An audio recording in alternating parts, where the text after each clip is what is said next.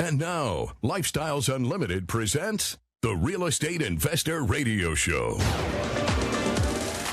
Over the next hour, we unfold your map to financial freedom. You'll learn how to retire through investing in single-family and multifamily real estate. You'll learn how to create cash flow and build wealth so you can have the time and money to live the lifestyle you want. Welcome to the Lifestyles Unlimited Real Estate Investor Radio Show. My name is Al Gordon, and as always, we're working on your financial freedom. And we're going to do so today by talking about a property. We're going to talk about the property. We're going to talk about the location. We're going to give you an idea of how you can invest your money into an area that maybe you don't think is a great area. Yeah, I'm serious.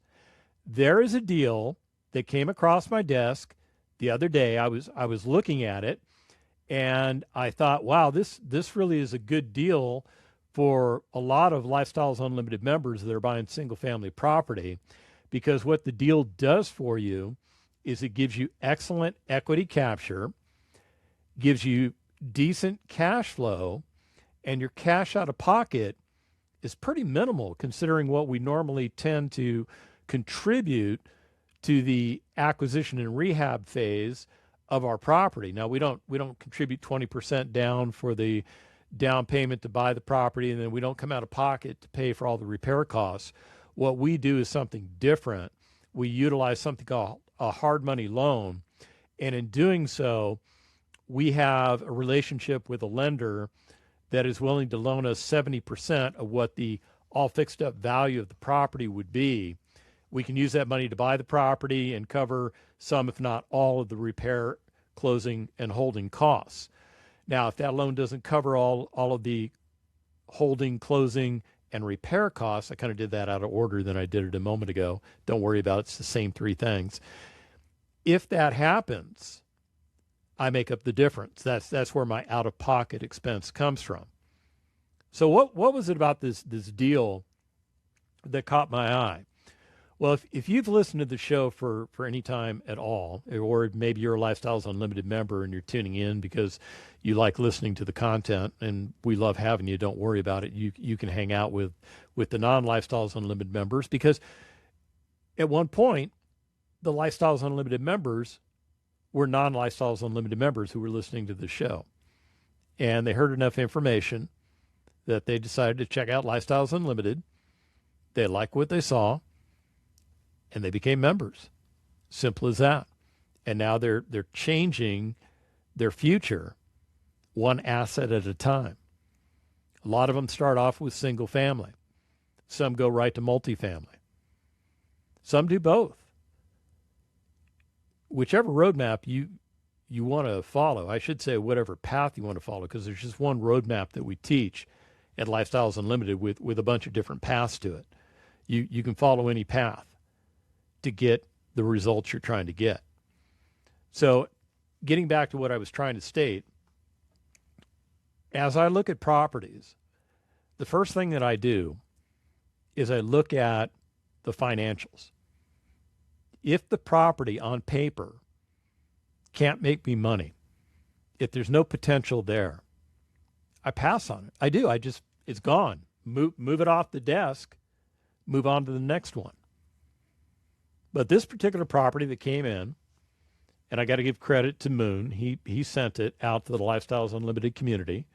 He's been finding a lot of properties like this. I was speaking with another member. His name is Scott, and it was on one of these radio shows, as a matter of fact. Now, if you're in a market where you didn't hear the interview with Scott, what you need to do is go to lifestylesunlimited.com. When you get there, click on podcast, or it might say radio. It's going to take you to the same landing page, and it's going to give you an opportunity to listen to our past radio shows in the form of a podcast. Pretty cool, right? That's where you can pick up the content from Scott if your particular market just didn't happen to carry that show. But let me make this point. Scott is a real estate investor. He lives in Seattle, Washington. He works for the union. He's a sheet metal worker. That's what he does. He makes really good money. Can't really afford to live in the Pacific Northwest because it's very, very expensive there. He decided to join Lifestyles Unlimited because he felt like he wasn't getting to where he was trying to get to. And it was frustrating for him. I mean, he flat out said it on the radio show. It was frustrating. He needed something else, something different, something that could accelerate what he was doing for investing. Because he had the 401k, and it was doing, kind of like your 401k is doing, which right now is probably doing a lot better than it's done in the past. But just wait. Just wait till the market decides to change. It'll do it whenever it decides to do it. It's not going to call you and ask you permission. It's just going to go down. It's done it in the past. It will do it again in the future. Can't tell you when. I have no idea. Don't even try and track that stuff because I'm more interested in real estate. So Scott is buying real estate. And he's not buying it in Seattle, Washington. His target market is the greater Houston area. He likes it. As a matter of fact, he likes it a lot. He likes it so much that he's not only bought one property. When I talked to him last week, he was on the hunt for two more. And ironically, on that particular show, he was telling me about a property that he was wanting to buy, and I immediately recognized that it was a property that was sent out to the Lifestyles Unlimited community. Now, what does that mean? Sent out to the Lifestyles Unlimited community. It means depending on what membership level you choose to join, you get active solicitations from the Lifestyles Realty team. Now, it's a specialized real estate brokerage that works exclusively for the Lifestyles Unlimited community. They don't work outside of it. They work within the community. And they specialize in finding assets that we investors are looking for. And when they find one, they send it out to the community that have signed up to receive we call them email blasts. And we take a look at those blasts, and we determine whether or not the asset makes sense. Now, this particular property seems to make sense. In the next segment, I'll tell you about the numbers, and we'll figure it out together. Stick around. Welcome back to the show. Now, as promised, I'm going to get into this deal, but before we talk about anything that I know about the physical asset, where it's physically located, what supplementary information I can give you, I have to tell you about the financials. Because like I pointed out earlier in the show, if the financials don't work, it doesn't work. There is no TLC that you're going to put into a property that's going to make it work. There's no improvements you're going to make that are ultimately going to improve the financial aspect of the asset if the financial aspect of the asset doesn't work. It's that simple. So what are we dealing with here? We are dealing with an asset that was built in 1967. So it's almost 60 years old. And you have to have an understanding of what kind of materials were used in the construction of properties in 1967. Were they using galvanized pipe? Were they using PVC? Was there copper plumbing? Was there PVC plumbing on the interior? How about the electrical? Any chance for aluminum wiring, or is it copper? These are things you want to find out. These are things you want to know. Maybe somebody before you has already figured it out and remediated whatever the issues are. You would like to know that too, right? Okay. Before we get too deep into the woods, let me point out that this property has 3 bedrooms, 2 baths, and no garage. So it is a 3-bedroom, 2-bath, no car garage property. It's 1,297 square feet, built in 67. Is that enough information for you to buy this property? Yeah, I know you're screaming at the radio. No, dude, that's not enough information. All we know is the size and the age. We don't even know location. Okay, I'll give you the location. Texas City, Texas. What do you know about Texas City, Texas? Probably nothing, right? All right, well, it's kind of near Galveston, which is near Houston. It's part of what we consider the Houston MSA. A little bit more tertiary. But here's the numbers. And let's see what we can understand from the numbers, okay? The property is distressed. There's problems with the property. There's things that need to be fixed on the property. Because of all of that, because of the physical condition, because of the market and what market forces are indicating, you can buy this asset for $76,000. Now, is that enough information for you to buy this asset? Probably not, right? Because is it really worth $76,000? Are there comparable properties in the marketplace that indicate the price is $76,000?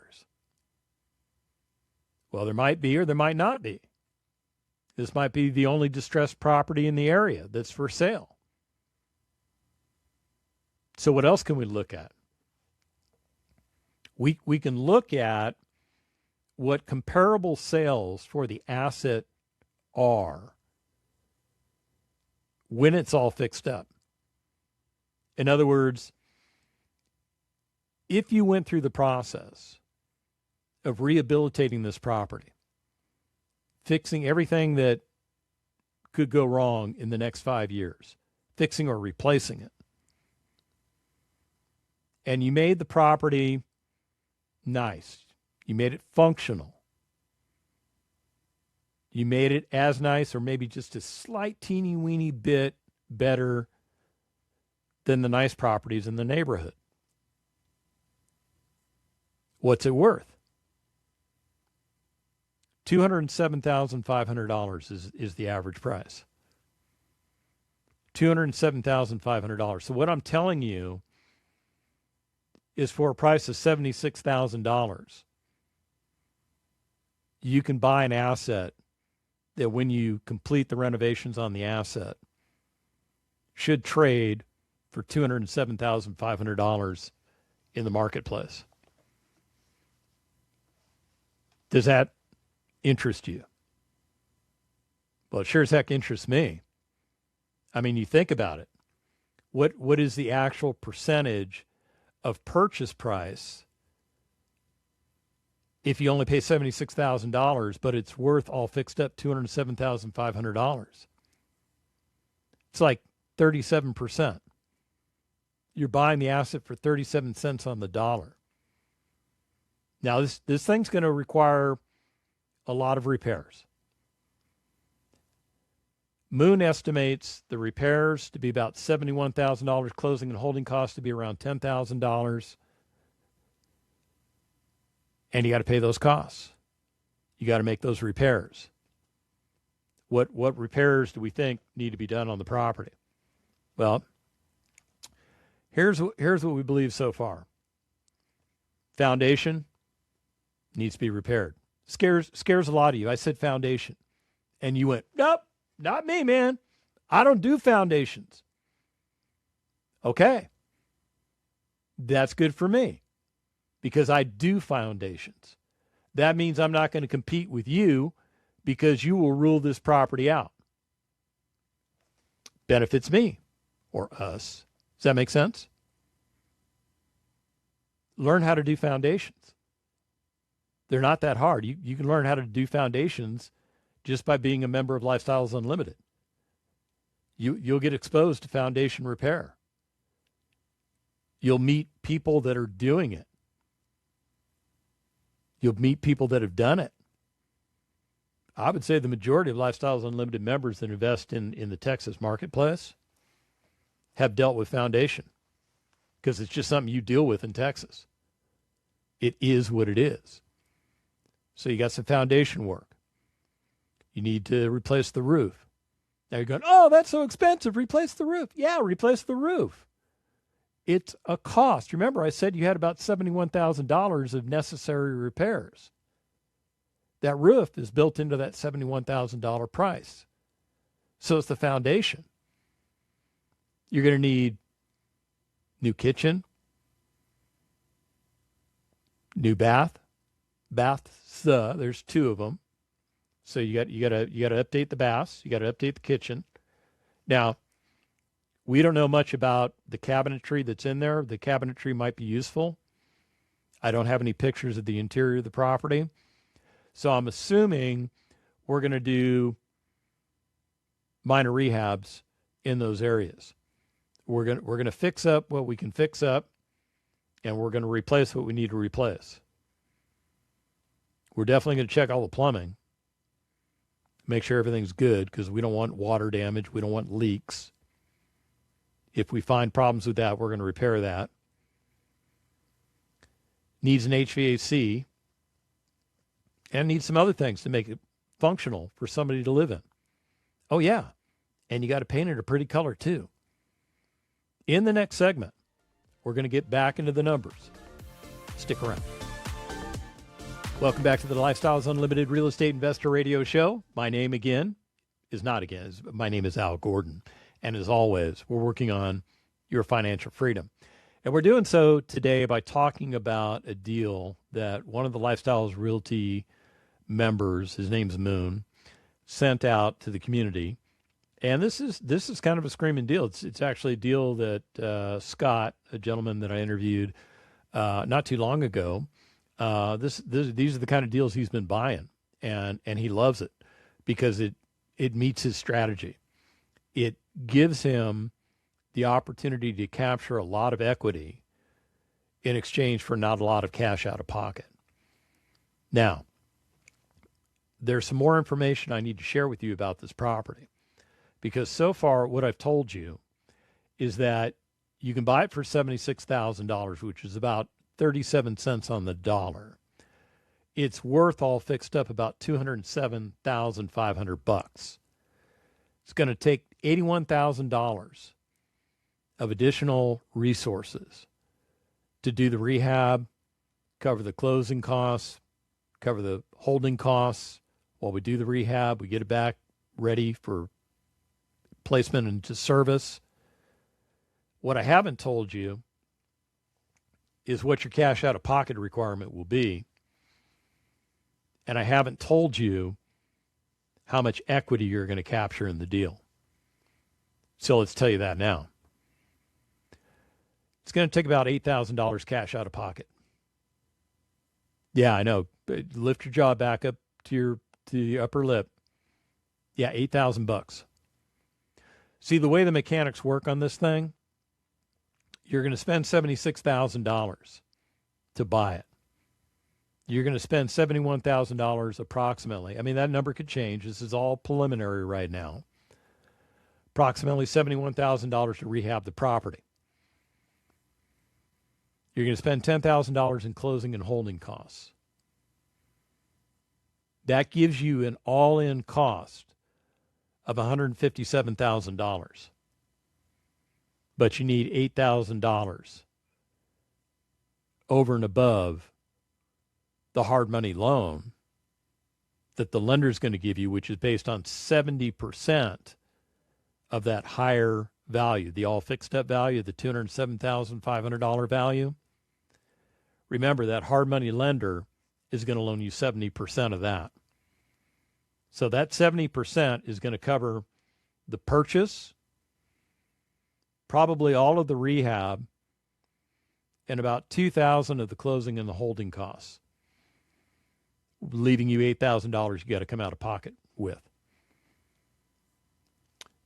On paper, this is a screaming deal. This really is a screaming deal. You're going to capture $50,500 in equity.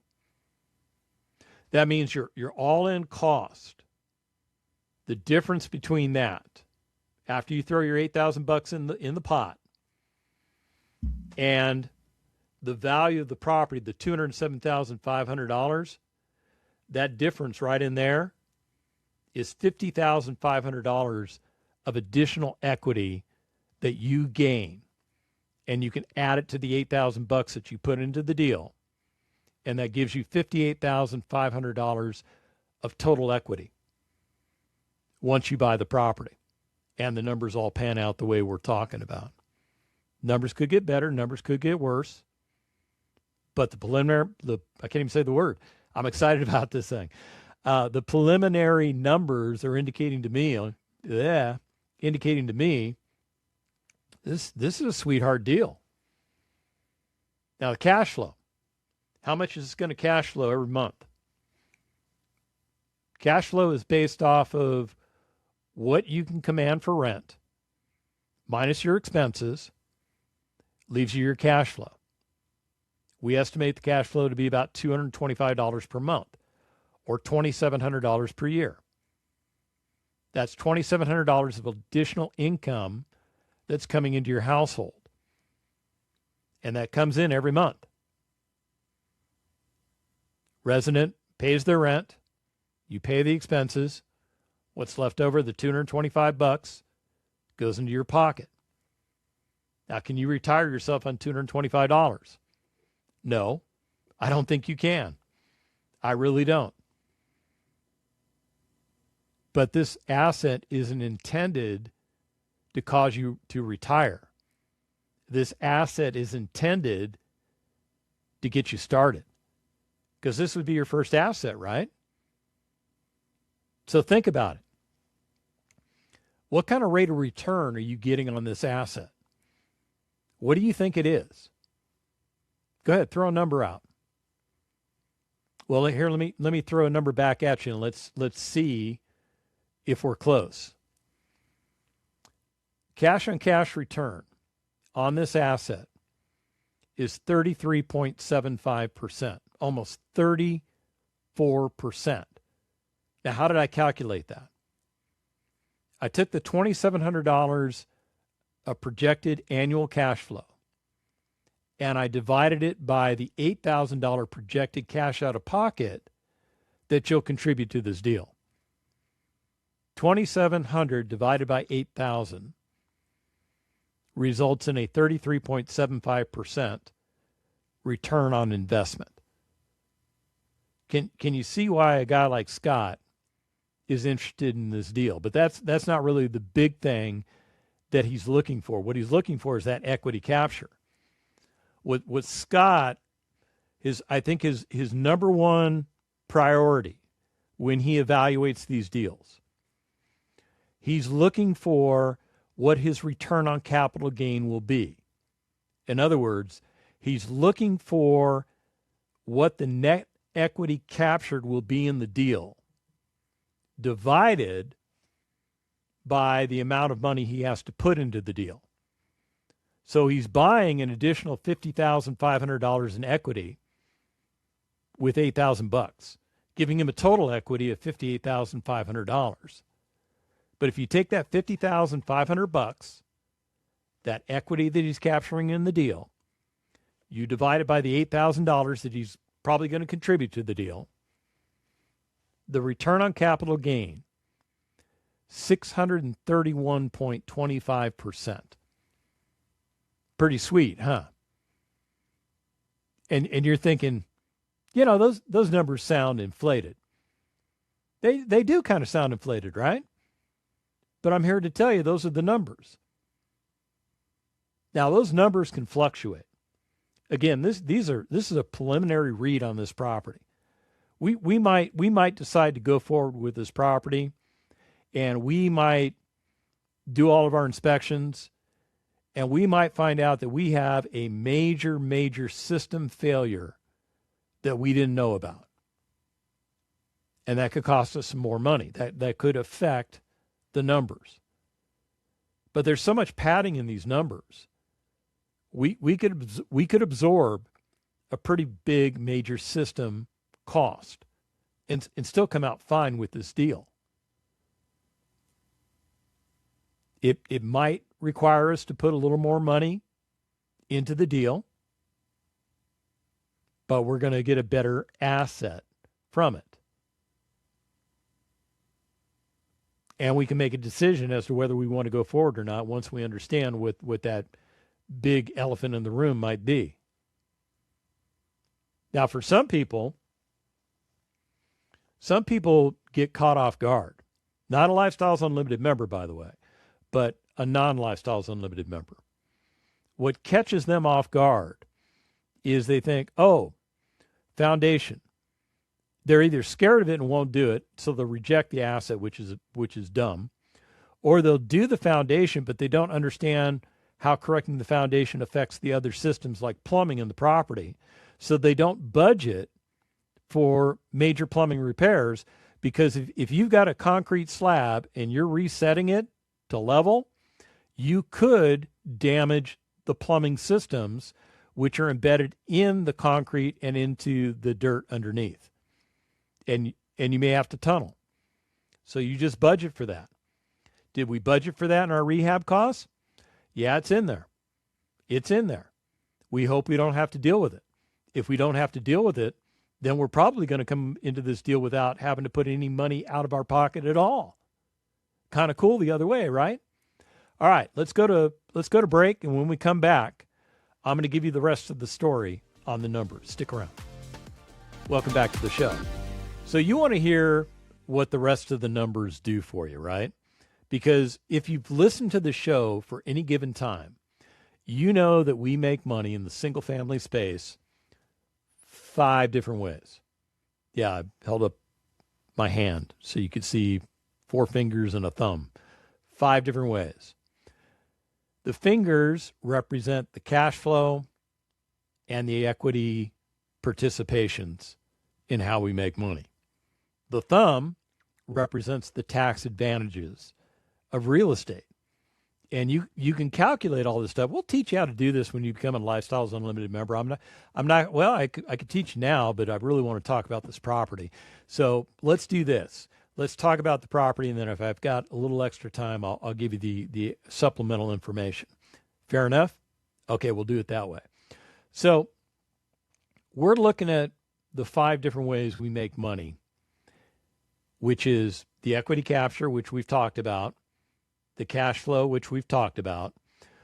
Well, I guess I'm just going to talk about them now. So what we haven't talked about is the natural appreciation, which means property tends to go up in value over time. It's just the way it works. Sometimes it does go down, but generally it tends to go up. And what we've noticed nationally is that prices for real estate tend to go up about 3.5%. That seems to be the natural appreciation rate. So you can calculate that. And I do. So I plug that number in.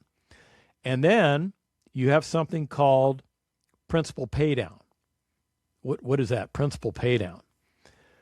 Well, because you're a Lifestyles Unlimited member, you will be, and you've learned how to leverage your properties correctly, you're going to have the right amount of financing on this property, probably about a 75% loan to value stake in the property from a lender on a 30-year fixed loan.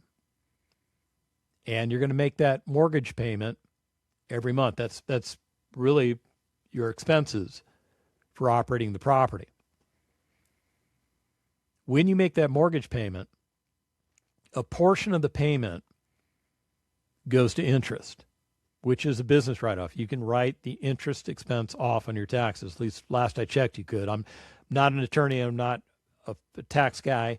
I'm none of those things. I'm not trying to play one on the radio or on the podcast. I'm just going with what I know and sharing with you what I know. The other portion of that payment is not an interest payment. It is actually a principal payment. So a portion of the payment that you make goes to reduce the amount of money that you owe on the asset. What that does for you is that gives you a reduction in the amount that you owe, which conversely increases your equity. Now, it's not huge, but it's there, and we'll take it. And the tax advantage is the thumb part. The tax advantages really apply to something called depreciation. You're going to take a depreciation write-off on your property.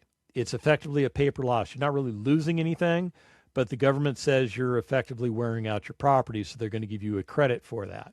And they give you that credit in the form of a depreciation write-off. And you take that depreciation write-off and you apply it to your cash flow that you make on the property. If the depreciation write-off is more than the cash flow that you're making, then 100% of the cash flow is effectively non-taxable. Yeah, it's effectively non-taxable. And then whatever's left of that depreciation write-off, you can use against other forms of income, provided you're doing it within the confines of what the U.S. government says, effectively the IRS says, you can write that additional amount off against. So there are tax benefits.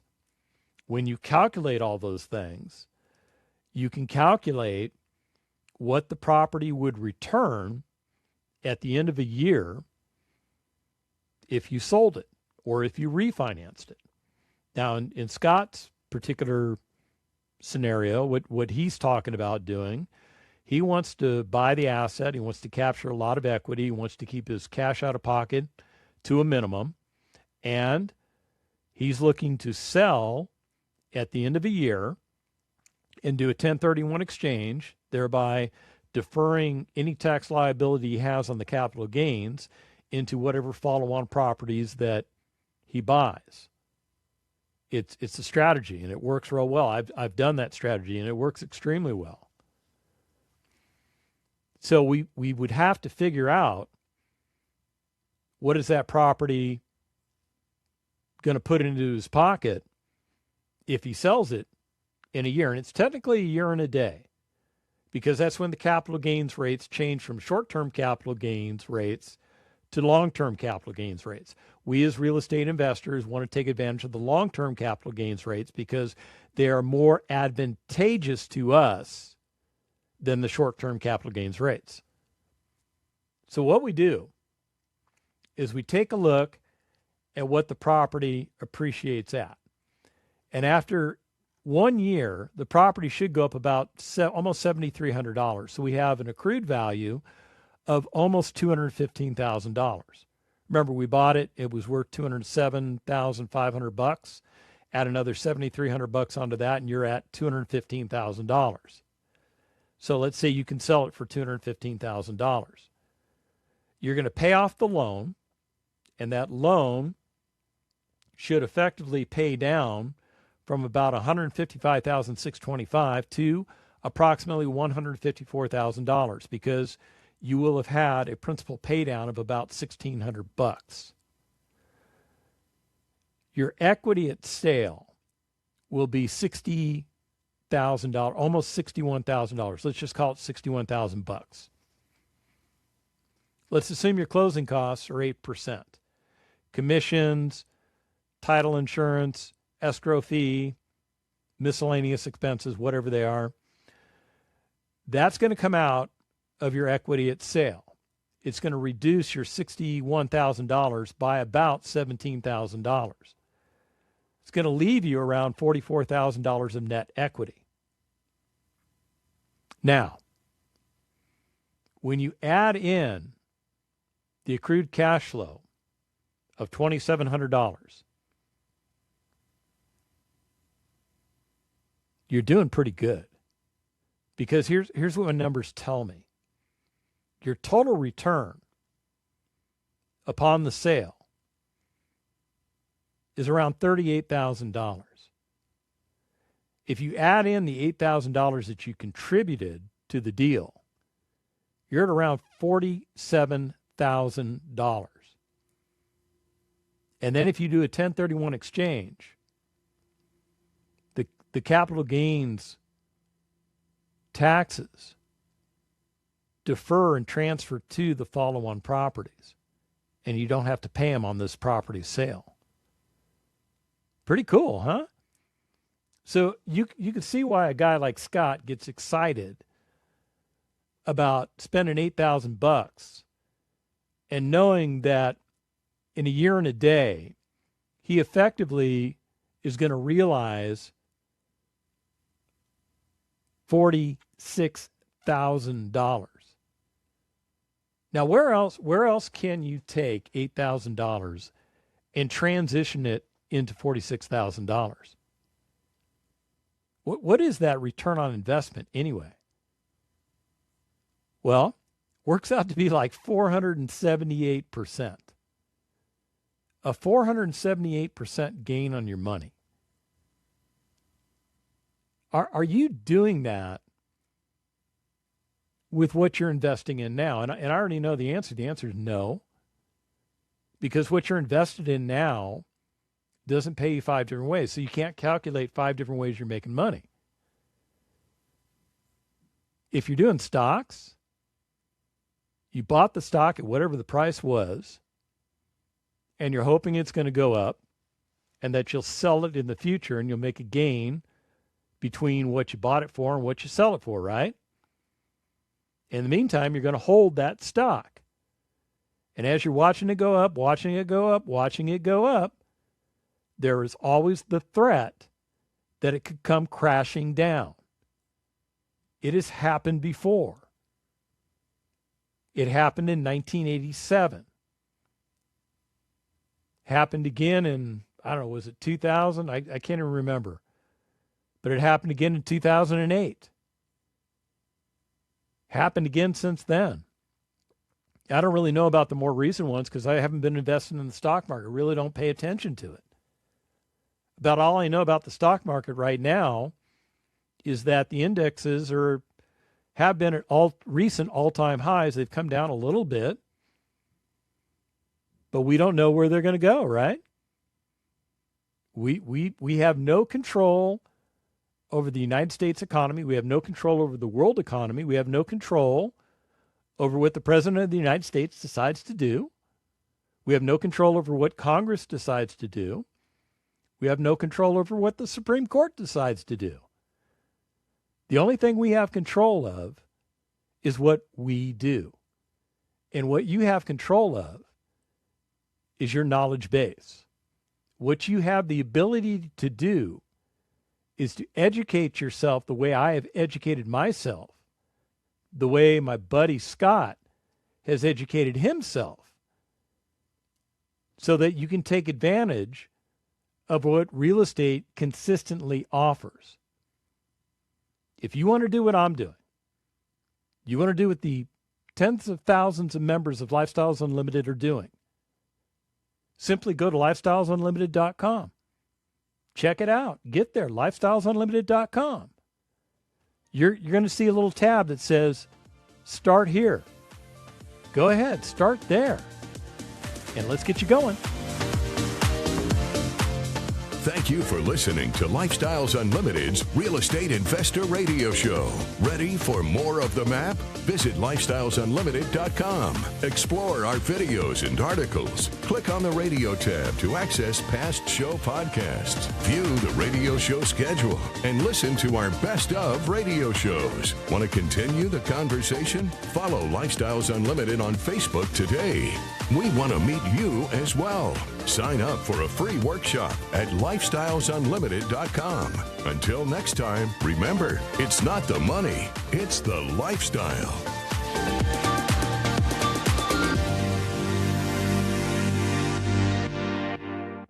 The information and opinions you hear on the Lifestyles Unlimited Real Estate Investor Radio Show are those of the hosts, guests, and callers and do not necessarily reflect the opinions of this station, its affiliates, its management, or advertisers. The Lifestyles Unlimited Real Estate Investor Radio Show is for entertainment purposes only. Please consult a professional regarding your personal investment needs. Nothing presented on the Lifestyles Unlimited Real Estate Investor Radio Show constitutes an endorsement, recommendation, offer, or solicitation to buy or sell any product or security.